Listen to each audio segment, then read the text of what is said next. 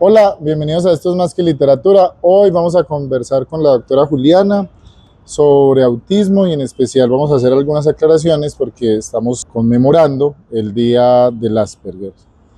Juliana, doctora, ¿cómo estás? Muy bien, muchas gracias. Gracias por la invitación. No, a ti muchas gracias por aceptar esta invitación, sobre todo porque el propósito es que dialoguemos alrededor de un tema que para muchos puede ser algo extraño y para aquellas personas que tienen cercanía a veces se sienten distantes porque los demás interpretamos de formas diferentes estas definiciones. Entonces, podríamos comenzar aclarando autismo y Asperger. ¿Cuál es la diferencia entre estos dos diagnósticos? Listo, mira, empezamos entonces aclarando que el autismo es como la palabra que engloba todo, ¿cierto? Okay. Entonces, de hecho, actualmente tenemos un término que es trastorno del espectro del autismo. Esa palabra espectro es muy importante porque lo dice todo, ¿cierto? El autismo a través de toda la historia ha tenido pues varias clasificaciones. De hecho, en sus inicios estos niños con autismo los denominaban como un tipo de esquizofrenia infantil. Eso con el tiempo pues claramente fue cambiando.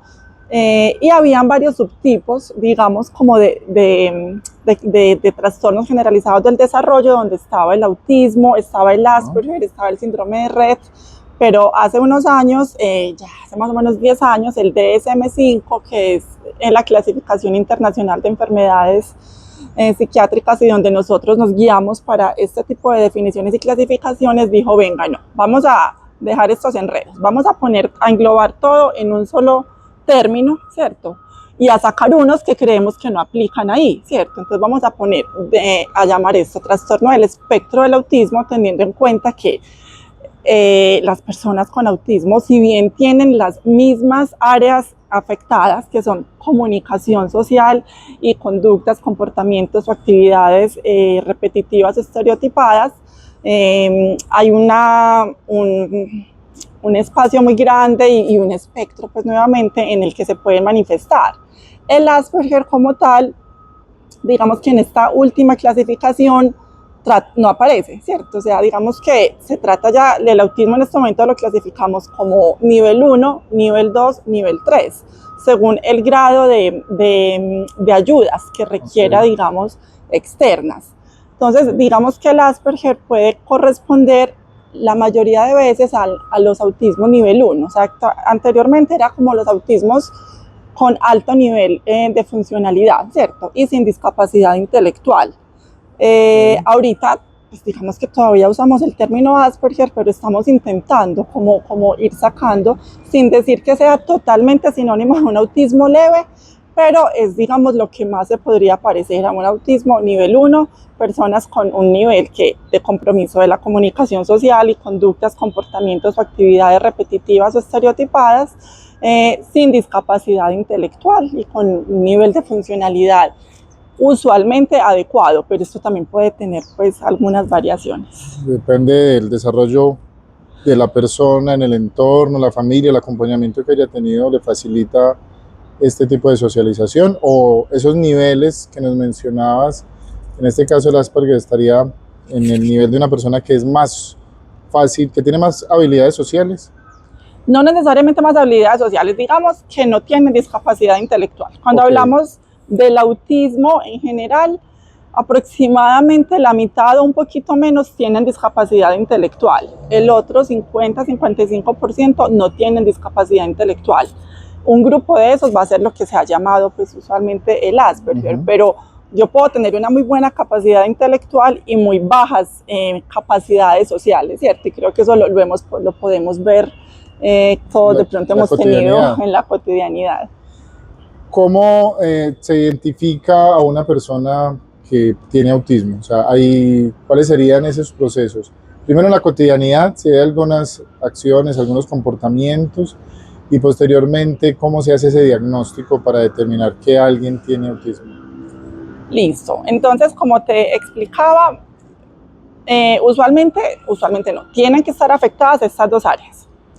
El uso social de la comunicación o la comunicación social y la parte de las conductas, comportamientos, actividades y la parte sensorial. Listo. Entonces, les voy a decir cosas grandes. De la parte de la comunicación social, o sea, el lenguaje siempre va a estar afectado, pero ¿qué tipo de lenguaje acá me quiero decir? Quiero manifestar es el uso social del lenguaje, ¿cierto? Por ejemplo, en los autismos graves, ¿cierto? Puede ser desde los que no hablan, no tienen nada de lenguaje verbal o muy poco lenguaje verbal, pero los autismos, digamos, no tan graves y incluido el Asperger, pues realmente ellos tienen una adecuada capacidad de lenguaje expresivo, pero ese uso social desde el lenguaje se va a ver afectado. Por ejemplo, no entienden los chistes, no entienden los sarcasmos, o tienen un lenguaje donde usan Son muy literales, a veces bueno, esa es otra cosa, son muy literales, ¿cierto? O se les afecta lo que llamamos la prosodia. Entonces la persona habla con un acento mexicano, un acento español. En los niños vemos que se les pega el acento de los muñequitos que están viendo, o hablan como muy robotizados, ¿cierto? Muy literales, ¿cierto? O sea, les es muy difícil como entender y salirse. La ironía es muy difícil de comprender, ¿cierto? Para ellos. Y digamos como algunas reglas sociales, ¿cierto? O sea, la regla, si están por ejemplo en un velorio por decir algo y la gente está muy triste, pero ellos no logran a veces como captar todo. En el autismo una de las cosas es que se fijan mucho en los pequeños detalles más que en la globalidad, ¿cierto? Les es como difícil coger todos los contextos y por eso pueden pasar de imprudentes, ¿cierto? Imprudentes, o el sapo del salón, o el que no tiene resonancia con la tristeza del otro, o con la rabia del otro. Esa producción de empatía, ese crecimiento en empatía a ellos les costaría un poquito más. Exactamente, y por ese motivo pueden empezar a ser aislados de la parte en sus colegios, en la universidad o en los trabajos. O sea, los Asperger usualmente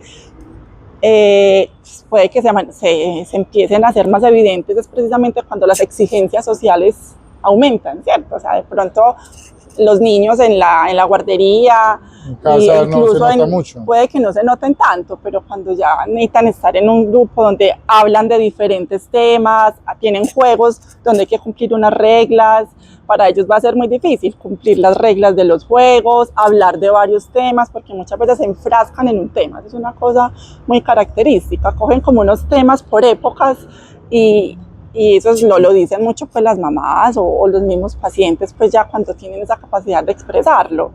No sé, en los planetas, por ejemplo, entonces tiene que saber absolutamente todo de los planetas, todo lo que hay alrededor del tema. Otro momento puede ser de, no sé, de las neveras, de los electrodomésticos. Cogen temas que muchas veces son, pues, o sea, es un interés exagerado en el tema, desproporcionado, y que no tiene a veces que ver. O sea, muchas veces lo que pasa con la conversación con una persona de Asperger, y es una de las cosas por las que nos consultan los papás, es, doctora, o es que no, o sea, es muy difícil que explique bien las cosas que quiere decir, o habla de cosas muy raras, ¿cierto? O sea, puede que acá estemos hablando y yo de un momento a otro empiezo a hablar de las motos y solo hablo de las motos y de la moto que vi, o bueno, nada menos, pues, algunos de los pacientes que he tenido recientemente, le preguntaba algo de algunos muñecos que tenía, le preguntaba los colores y él los asociaba, era con los equipos de fútbol. No me decía blanco y verde oso, sino me decía Nacional o Millonarios, según el color, ¿cierto? Y era el tema que en ese momento lo estaba como enfrascando, que era el tema del fútbol. Entonces yo como padre identifico ese tipo de comportamientos, voy a consulta. ¿Y qué herramientas utilizan ustedes para determinar que una persona tiene autismo, alguna parte del espectro autista? Bueno, aclaro que te he dicho cosas grandes. Ajá. Una cosa importante es que no todos los pacientes con autismo tienen todo. Es decir, tienen que estar afectadas las dos áreas. Ya te hablé mucho de la comunicación social, pero la otra de comportamientos, conductas y la parte sensorial tiene que ver también con muy repetitivos en ciertas rutinas, les es muy difícil cambiar de una rutina a otra, o tienen movimientos estereotipados. Bueno, entonces el diagnóstico realmente es lo que llamamos un diagnóstico clínico. O sea, esta condición no se diagnostica con una prueba de sangre ni con una imagen del cerebro, sino con unos criterios que tenemos del DSM-5, donde se nos tienen que cumplir pues, los criterios de ambos, para hacer de ambas áreas pues, que expresé previamente. Entonces, con un muy buen interrogatorio a la familia y una muy buena examen al niño, adolescente o al adulto, pues claramente, donde podamos como corroborar un compromiso de estas áreas, que ha sido algo crónico desde la niñez, porque eso pasa, estos síntomas tienen que estar desde la niñez, ¿cierto? O sea, aparecen muy tempranamente, sino que cuando son leves y cuando son como en lo que llamábamos antes Asperger, como les digo, pueden pasar desapercibidos, pero no puede ser alguien que tuvo pues aparentemente todo muy normal hasta los 20 años y a los 20 años empezó como con bajas habilidades sociales o empezó con comportamientos raros.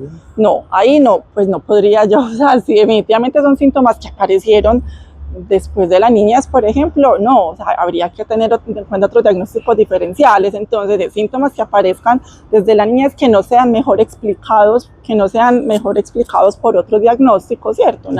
Es una esquizofrenia, por ejemplo, si aparecen síntomas muy tardíamente, enfermedades orgánicas, una depresión, ¿cierto?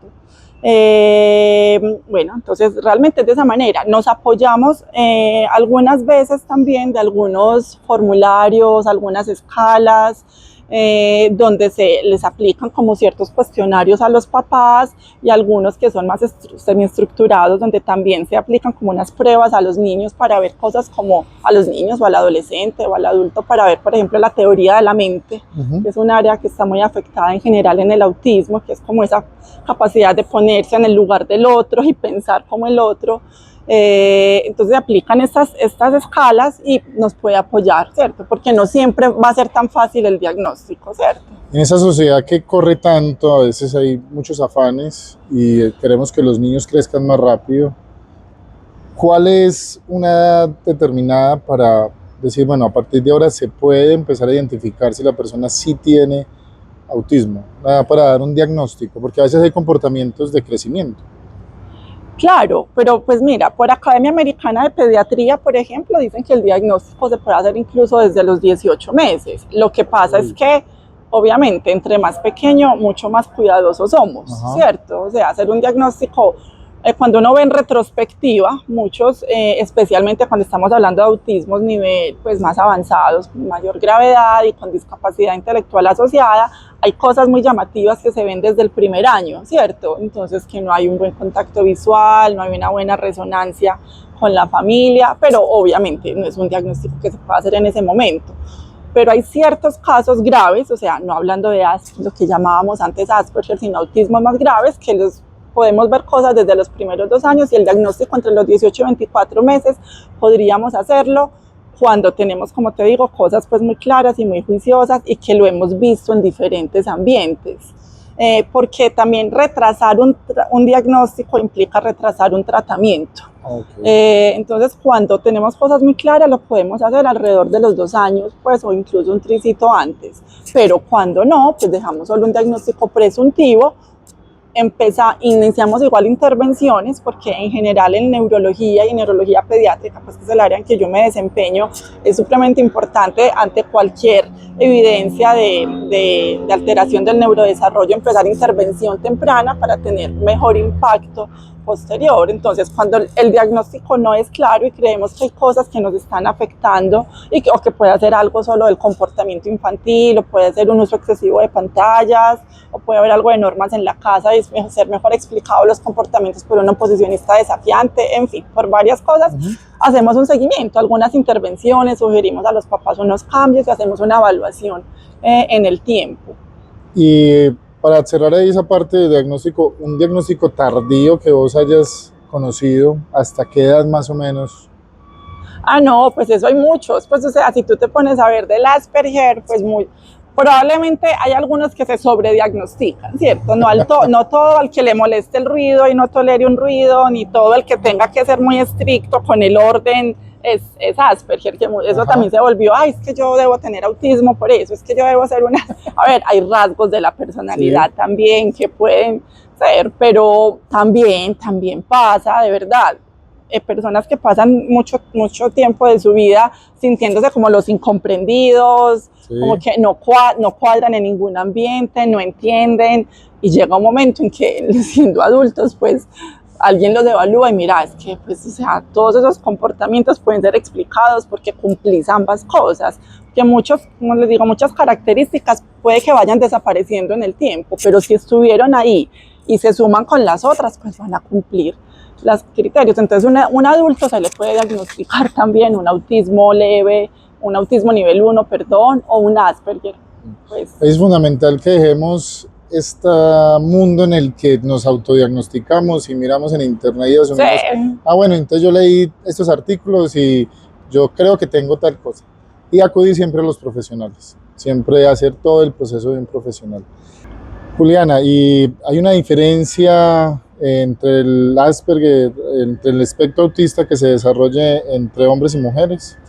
Sí, mira que sí es diferente. De hecho, a veces en las mujeres puede pasar más desapercibido inicialmente o puede ser un poco más difícil el diagnóstico, porque en las mujeres a veces tienen más habilidades sociales, ¿cierto? Y aprenden como a imitar más ciertas cosas que te pueden hacer confundir, ¿cierto? Entonces puede que tú le veas más capacidad de juego simbólico en la niñez, por ejemplo, más sonrisa, pero son cosas que son como muy aprendidas, ¿cierto? O sea, de pronto porque como que remedan, por decirlo así, o imitan la otra persona. Entonces, especialmente es como en la parte social que aprenden como a camuflar más y de pronto algo del lenguaje. Entonces, sí, y pueden sufrir más. De hecho, por epidemiología se dice que el autismo es más común en hombres que en mujeres, la verdad. Pero hay algunos que dicen que también es porque en las mujeres puede pasar más subdiagnosticado de alguna manera, especialmente. Se camuflan de alguna forma socialmente. Exactamente, especialmente pues cuando no se asocian a discapacidad intelectual o cuando son autismos pues no graves. Había una especie de leyenda urbana, podría decirse, que entre más adultos fueran los procreadores, podrían haber una tendencia a que los niños tuvieran alguna predisposición genética a condiciones, ¿cierto? Como decían y revisaban algunas de las condiciones genéticas de cambios. Eso también se podría ver en el autismo. ¿Has visto si hay alguna incidencia? Sí, mira que ahí se asocia un poco más es la edad del padre, ¿cierto? Del padre. Porque usualmente la que sale sacrificada es la mamá, ¿cierto? La edad de la mujer al momento de la gestación, que claro, eso se ha visto pues que por ejemplo es mayor riesgo de trastorno de los cromosomas y síndrome de Down, pero para autismo se ha visto que un factor de riesgo puede ser la edad paterna avanzada. La dieta, la parte alimenticia, ¿tiene alguna incidencia? Dicen que por ejemplo el exceso de azúcar, leí hace poco un estudio que mirar la dieta de alguien que tiene un diagnóstico como Alzheimer, que había sido que porque había consumido mucho azúcar, pero como te dije ahorita, eso es de esas cosas que aparecen en internet, que aparecen en estudios, pero ¿qué podemos aclarar frente a la dieta y tal vez algunas partes de estos diagnósticos? Sí, mira, pues realmente cada vez sabemos más como esta relación entre el eje intestino-cerebro, ¿cierto? Esto cada vez nos sorprende más como los hallazgos que encontramos con esto. Y si nosotros usamos ciertas intervenciones alimentarias para ciertas condiciones, pero la más clara, específica y con evidencia es lo que llamamos la dieta cetogénica para epilepsia refractaria, ¿cierto? Se ha visto varios cambios que ocurren a nivel cerebral, ¿cierto? Que muchos van en pro de bajar la inflamación cuando hacemos una dieta cetogénica, ¿cierto? O sea, una terapia en la que favorecemos mucho más la tasa de alimentos pues, que produzcan cetosis y por ende bajamos muchísimo. ¿Qué tipo de alimentos producen cetosis?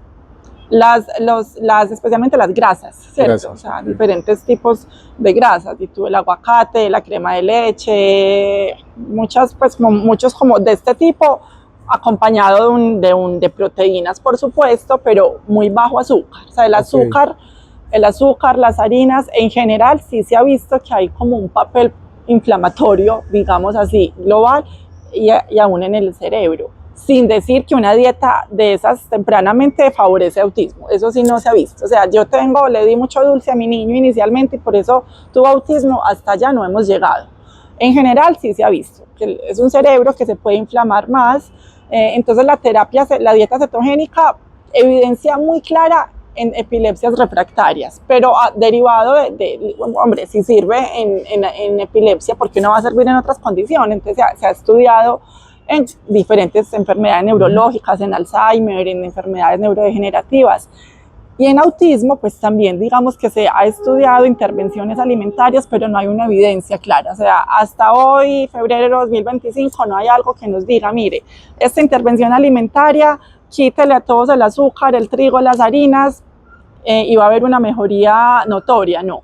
Eso es muy paciente dependiente, ¿cierto? Entonces, yo he visto pacientes, familias que tienen la posibilidad, porque eso es importante, o sea, eso requiere una buena capacidad de entendimiento y una buena capacidad incluso económica para tú poder hacer una dieta o unas restricciones alimentarias que cumplan estas características, y algunos dicen, ve, mira, yo siento que esto le mejoró algunos rasgos, o sea, mejoró un poco la hiperactividad, mejoró la impulsividad. Hombre, pues sí, en estos casos pues se podría continuar, pero yo en este momento no puedo recomendarlo de manera global porque los estudios no han mostrado, pero en general sí recomendamos una dieta baja en azúcares por todos los beneficios que tienen extras. Y también nosotros, pues empíricamente todos lo vemos, un niño que tenga un TDAH, el día que va a un cumpleaños y come mucho dulce, el niño se dispara, ¿cierto? Son cosas sí. que uno ve pues también como en la práctica sin que tenga que tener toda la evidencia científica. Entonces, las recomendaciones generales de verdad es una alimentación saludable en el cual favorezcamos las proteínas, las frutas, las verduras y disminuyamos más los azúcares y las harinas. Pero no tenemos ahora una evidencia científica que diga que hacer una restricción clara o una dieta especialmente cetogénica, por ejemplo, o libre de gluten, va a mejorar a los pacientes. Ya cuando tenemos el diagnóstico, ¿cuál es el acompañamiento? ¿Tratamientos, terapias? ¿Cómo es el proceso de acompañamiento para alguien que ya tiene diagnóstico en el espectro autista? Listo, mira, entonces si te pones a ver también a través de la historia, han habido cuánta cantidad de tratamientos, pues algunos muy agresivos realmente. Inicialmente se pensaba que el autismo era causado por las mamás nevera, así lo llamaban, entonces lo que empezaron a hacer fue quitar a los niños de las mamás, ¿cierto? ¿Cómo es una mamá nevera? Una mamá rígida, muy lejos emocionalmente, como muy estricta, pero a la vez, como veíamos anteriormente que pasaba, no había como una conexión emocional con el niño y solo eran de pronto reglas, normas, exacto, pero sin una conexión emocional. Entonces se pensaba en su momento, entonces lo separaban, bueno, luego hubo otra época en que se hacían cosas muy agresivas con el niño, o sea, hay que quitarle la conducta de cualquier forma, o sea, aunque sea con choques eléctricos o con tratamientos agresivos. Bueno, afortunadamente estamos en una época que eso cambió totalmente, ¿cierto? Estamos como digamos que acompañado del enfoque social de la discapacidad, ¿cierto? O el término global, y un término global que lo acompaña, que es la neurodiversidad, que creo que es muy que acompaña también este tema de Asperger, porque el tema neurodiversidad salió muy de una persona que se consideraba Asperger de hecho,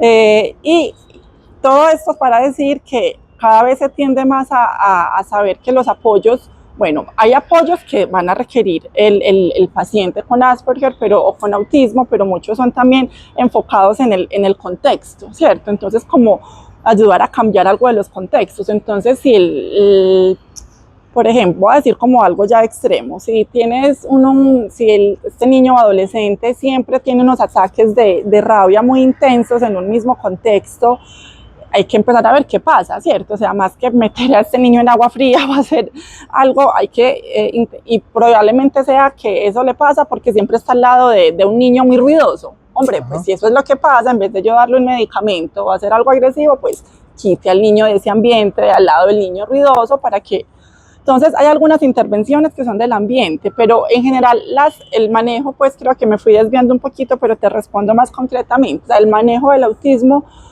en este momento es un manejo no farmacológico enfocado en ayudas por profesionales como los psicólogos con énfasis cognitivo-conductual, fonoaudiología y terapia ocupacional, en base a un enfoque de terapias que se ha llamado análisis conductual aplicado o análisis conductual positivo, ¿cierto? Que son estrategias de manejo en las cuales hacen como eso. Bueno, ¿será que vamos a intentar es cambiar la conducta o intentamos también cambiar el ambiente? Es un manejo que no solamente es para el niño o el adolescente o el adulto, sino a veces también incluso el contexto, la familia que lo acompaña, los profesores, como que todos estemos más integrados. Pero entonces el principal pilar del manejo es el no farmacológico, ¿cierto? Y más cuando estamos hablando de lo que llamábamos pues Asperger, posiblemente un acompañamiento desde psicología cognitivo-conductual para ayudarle a dar más herramientas, porque nuevamente no siempre vamos a poder manejar el ambiente, hay cosas que yo tengo que aprender a manejar en la cotidianidad, ¿cierto? Entonces son nuevamente estrategias para afrontar esto. Desde esas 3 especialidades, y unas pocas veces, ya cuando estamos hablando de autismos, digamos con una gravedad mayor, puede que sean necesarios algunos medicamentos, especialmente para rasgos como la impulsividad importante, unas irritabilidades que no han mejorado con las medidas no farmacológicas, o para comorbilidades o condiciones anexas como los trastornos del sueño, que son muy comunes, o los trastornos de ansiedad. O sea, es muy importante. En los trastornos del espectro del autismo son muy comunes las comorbilidades. Entonces ya dijimos una que es la discapacidad intelectual, que ya dijimos que no todos tienen discapacidad intelectual y tampoco todos tienen capacidades excepcionales, que eso es algo pues que no habíamos aclarado. Pero también es común entonces que tengan un trastorno de ansiedad o un trastorno depresivo o un déficit de atención e hiperactividad asociado, un trastorno de sueño, un trastorno gastrointestinal. Bueno, ya dependiendo, miramos pues si requiere intervenciones farmacológicas específicas. Me sonó muy interesante y creo que muy importante recalcar que los acompañamientos no son solo a la persona que acaba de tener el diagnóstico, sino también a todo el entorno. Sí. La familia, inclusive los maestros. Entonces, ven, tienes este tipo de estudiante, hablar, eso es algo de lo que es fundamental que hablemos y de alguna forma como irle quitando ese tabú y ese miedo a mencionarlo para decir, sí, ahí está condición, como los demás, todos, entramos en el acompañamiento. Eso me parece un detalle muy importante a resaltar para que lo tengamos presente, o sea, que todos estamos siempre en sociedad, pues vivimos, somos seres humanos porque nos socializamos con los demás, entonces también es ese entorno el que debe estar en este proceso. Y resaltar entonces que tal vez el término adecuado sería empezar a hablar de neurodiversidad. ¿Sí? ¿Tú qué sugieres ahí? Sí, mira, esto tiene es un tema amplio, ¿cierto? O sea, el término neurodiversidad se acuñó, digamos, hace unos años por una psicóloga australiana, era Judy Singer, creo que era el nombre de esta persona, que empezó a decir, bueno, pero entonces, ¿por qué vamos a tener que cambiar a la persona? O sea, ¿será que el problema viene de ese cerebro diferente de la persona, o que estamos en una sociedad donde todos tenemos unas características neurotípicas y esa persona diferente no cabe? Entonces, ¿por qué no llamar mejor que somos neurodiversos? Y ese término se empezó a usar más especialmente para condiciones como el espectro del autismo y para el TDAH, el trastorno de déficit de atención e hiperactividad. Eso tiene algunas ventajas, pero también tiene algunas desventajas, ¿cierto? O sea, porque se sale de una perspectiva muy biológica, ¿cierto? Donde decimos que acá digamos que el problema, por decirlo de alguna manera, o la dificultad es un cerebro que funciona diferente y que va a requerir algunas ayudas para poder adaptarse, a salir a decir lo otro, ¿no? Entonces el problema es que la sociedad no se adapta a este cerebro diferente. ¿Y cuál es la dificultad con eso? Que como el autismo es un espectro, ¿cierto? Si vamos a hablar de neurodiversidad y autismo, entonces vamos a decir que los niños o adolescentes o adultos con autismos más severos, autismos más graves, no van a requerir apoyos para ellos, sino intervenir especialmente es como a su entorno, ¿cierto? Estaríamos evitando lo que se necesita muchas veces, que son intervenciones de verdad al niño, muchas veces de pronto con medicamentos o apoyos muy dirigidos a ellos, ¿cierto? Entonces, el término de neurodiversidad y decir si el autismo es una enfermedad o es una condición, que eso es lo otro, que en ese contexto de neurodiversidad antes algunos dicen, no, es que el espectro del autismo, o sea, ¿por qué decir que es una enfermedad y una condición de autismo, cierto? Pues ahí estaríamos como quitando la parte biológica, que el autismo realmente lo tiene, que habrán un subgrupo que van a requerir mucho menos apoyos que los que van a requerir unas personas, pues las personas con un autismo más grave o con otros tipos de discapacidad.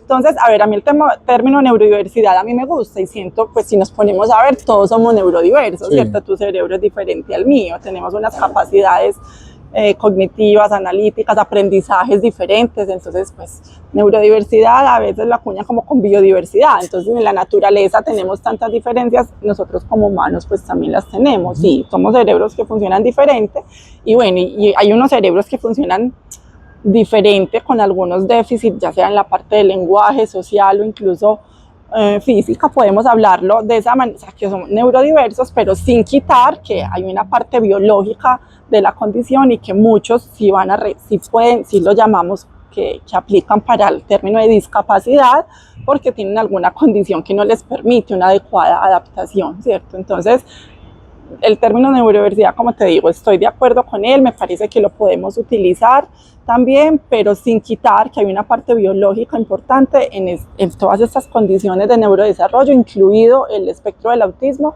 e incluido el trastorno de déficit de atención e hiperactividad, que esto no son condiciones que nos hayamos inventado los médicos y los neurólogos, ambas tienen estudios muy serios donde se ven unas bases biológicas que esos cerebros funcionan diferente y no solo funcionan diferente, o sea, el término de llamar que son también enfermedades es porque afectan, o sea, hay un compromiso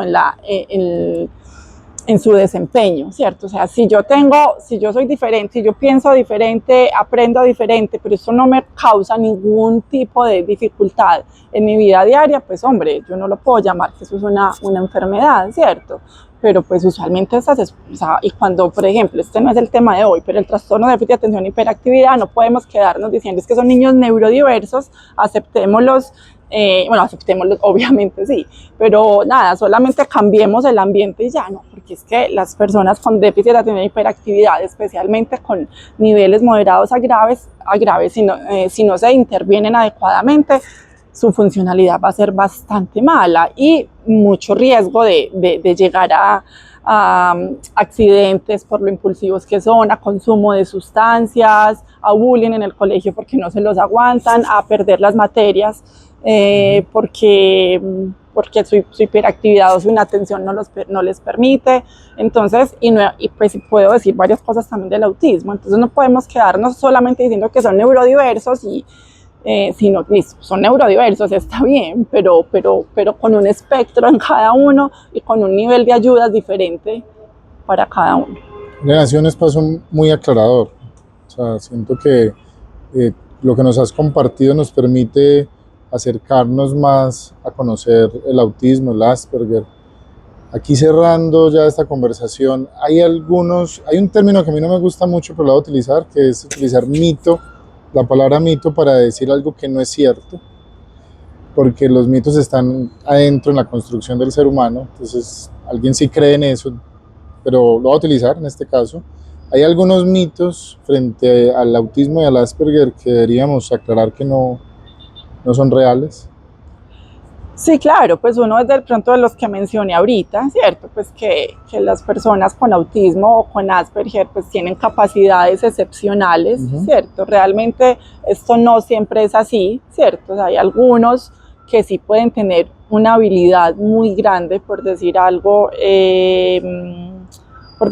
en la parte musical, ¿cierto?